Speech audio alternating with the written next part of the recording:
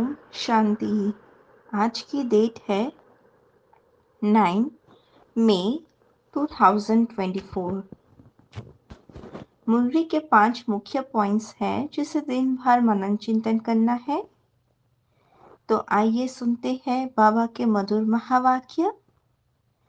First point है, बाबा कहते हैं हम पुरुषार्थ तो करते हैं लेकिन जाने अनजाने में हम नुकसान भी कर बैठते हैं। बाबा कहते हैं अंतर्मुखता रहकर हमें अपनी बीमारी को चेक करना है और इससे हमें मुक्त भी होना है। वह कौन सी बीमारी है? नाम रूप की बीमारी है जो हमें समाप्त करना है। इसके लिए हमें एक बाप से सच्चा सच्चा लव रखना है। सर्जन से बीमारी को छुपाओ नहीं, बाबा को सुनाने से खबरदार हो जाएंगे। सच बताने से बाप क्षमा भी करेंगे और बाबा राय भी देंगे और बाबा मदद भी देते हैं। अगर बुद्धि किसी के नाम रूप में अटकती है तो बाप से बुद्धि कभी भी छूट नहीं सकती। वह सर्विस के बजाय और ही डिससर्विस कर बैठते हैं, बाप की निंदा भी कराते हैं। ऐसे निंदक बहुत कड़ी सजा के भागी बन जाते हैं। तो हमें तो वह कड़ी सजा तो नहीं खानी है, उसके भागीदारी तो हम नहीं बन सकते ना। तो हमें कभी भी बाप की निंदा नहीं करनी है। बाबा कहते हैं अपनी उन्नति करनी है तो अपने को आत्मा समझो। कई बच्चे ऐसे भी होते हैं जो रोज मुरली सुनते हैं। मुरली सुनते सुनते वह चेंज भी हो जाते हैं, उनकी बुद्धि रिफ्रेश हो जाती है।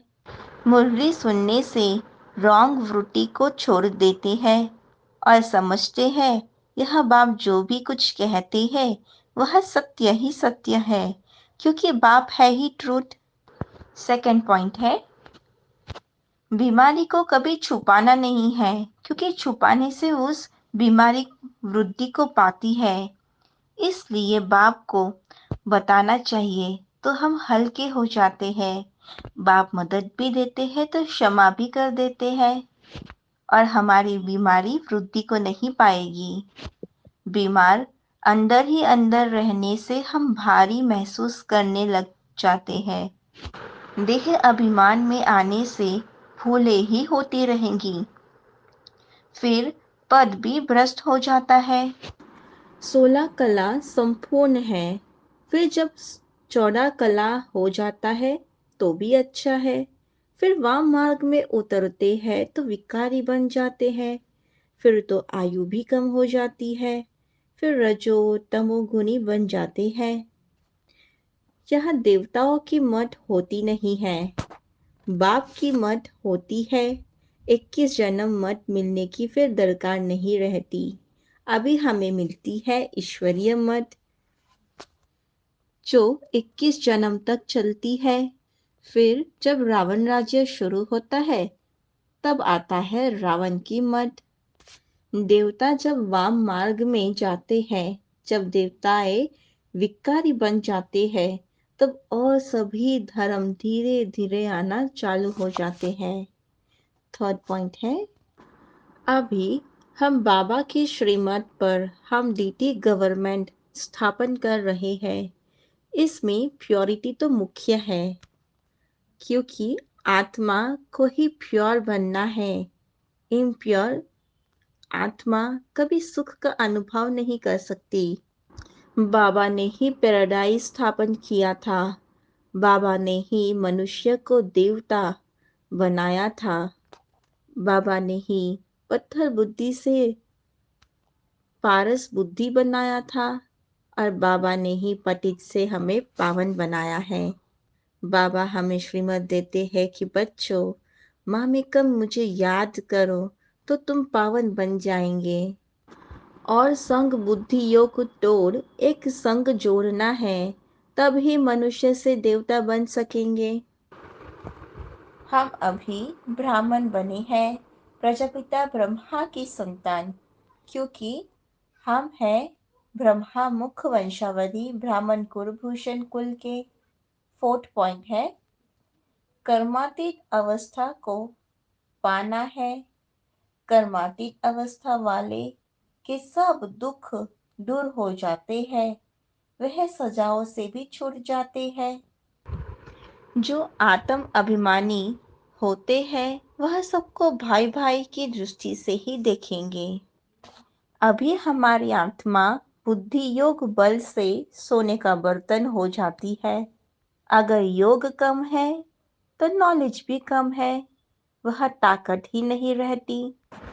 बाबा समझाते हैं कि हमें अपनी अवस्था को चेक करना है कि हमने सारे दिन में कोई भी बेकायदे काम तो नहीं किए हैं। अगर कोई ऐसी आदत हो तो उसे फौरन छोड़ देना चाहिए। आगे बाबा समझाते हैं कि हमें अपने ही खर्चे से अपने लिए सब कुछ करना है। दूसरों के खर्चे से कैसे बनाएंगे? इसलिए बाबा हमेशा कहते हैं मांगने से मरना भला है। सहज जो चीज सहज मिल जाए सो दूध बराबर है, लेकिन जो मांग लिया सो पानी बराबर है। मांग कर कोई से लेते हो तो वह लाचारी काशी कलवत खाकर देते हैं तो वह पानी हो जाता है, और अगर खींच कर लिया हुआ हो वह रक्त बराबर है। कई बहुत कर्जा उठाते हैं तो वह रक्त समान हो जाता है। बाबा कहते हैं कि बच्चों का पुरुषार्थ इतना हो जो अंत में सिर्फ बाप की ही याद में रहे और स्वदर्शन चक्र को भी याद करते रहे, तब जाके प्राण तन से निकले, तब ही हम चक्रवर्ती राजा बन सकेंगे।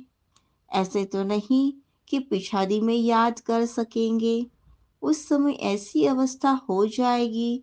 नहीं, तो यह गलतफहमी है। अभी से पुरुषार्थ करते करते उस अवस्था को अंत तक ठीक बनाना है।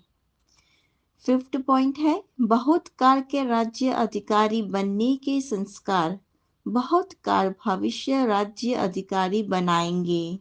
अगर बार बार वशीभूत होते हो, अधिकारी बनने के संस्कार नहीं है तो राज्य अधिकारियों के राज्य में रहेंगे, राज्य भाग्य प्राप्त नहीं होगा। क्या कहते हैं बाबा, अगर हम माया के बार बार वशीभूत हो जाते हैं, उसके अधिकारी बन जाते हैं, अधिकारी तो माया के अधीन बन जाते हैं, तो राज्य अधिकारियों के राज्य में तो आते हैं, लेकिन राज्य भाग्य प्राप्त नहीं हो सकता। तो नॉलेज के दर्पण में अपने तकदीर की सूरत को देखना है। बहुत समय के अभ्यास द्वारा अपने विशेष सहयोगी कर्मचारी व राज्य कारोबारी साथियों को अपने अधिकार से चलाओ। ये जो अपनी कर्मेंद्रियां है वह हमारी सहयोगी कर्मचारी है, वह राज्य कारोबारी है, उसको साथी बना लो तो, और अपने ही अधिकार से उसको चलाना है। राजा बनो तब कहेंगे तकदीरवान आत्मा।